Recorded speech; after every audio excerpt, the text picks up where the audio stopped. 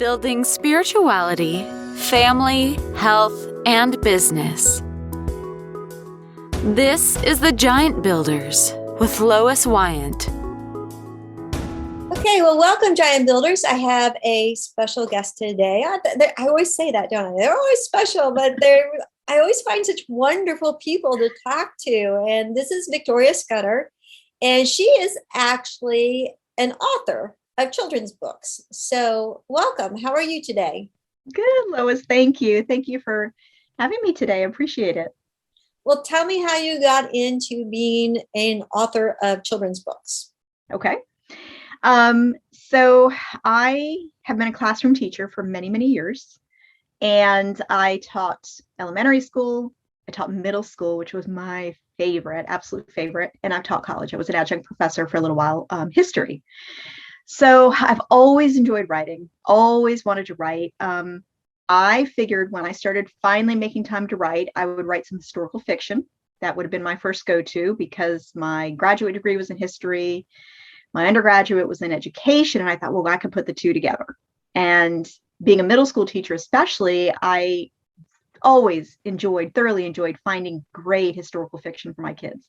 And a lot of kids at that age, middle school age, 6th, 7th, 8th grade, they're a little hesitant about history. Maybe it's so boring, they don't want to learn it. But if you can find some great fiction, really pulls them in.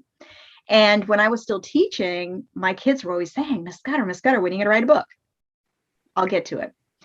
Well, I ended up leaving teaching. I love teaching. I didn't leave for any negative reasons, but I went into e-commerce and was doing some other things with e-commerce and kind of went down that route. But I always still wanted to come back to this book. Well, I have a separate business. I have my own website. I sell Christmas ornaments. I'm a year-round e-commerce seller. And I had found that over the past year to 2 years, little red farm trucks were so crazy popular. I couldn't seem to have enough little red farm truck ornaments. So I got to thinking one day, I woke up with those weird thoughts that we get every now and again. I thought, but I never see any farm trucks for girls. Now, I need to clarify. I know in this day and age that we have girl toys, boy toys, mixed toys, neutral gender toys. I don't even want to get into. There's so much available for kids these days. But I really just wanted a girly girl truck. I just wanted something with pink and big old eyelashes and blue eyes. I just wanted something for the girls because when I was a kid, I was playing with Matchbox cars and they were all green and blue. That was a long time ago. So I decided to write a children's book about a little red farm truck. And ironically, this book became a book that was for really little kids.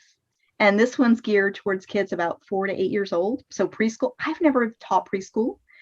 I don't know how I got into this, kind of young level writing, but I had so much fun with it. And when I told my middle school kids what I was doing, they said, "But you're supposed to write for us first." So I ended up writing this book. And this is I'll show you right here. This is Rosie the farm truck.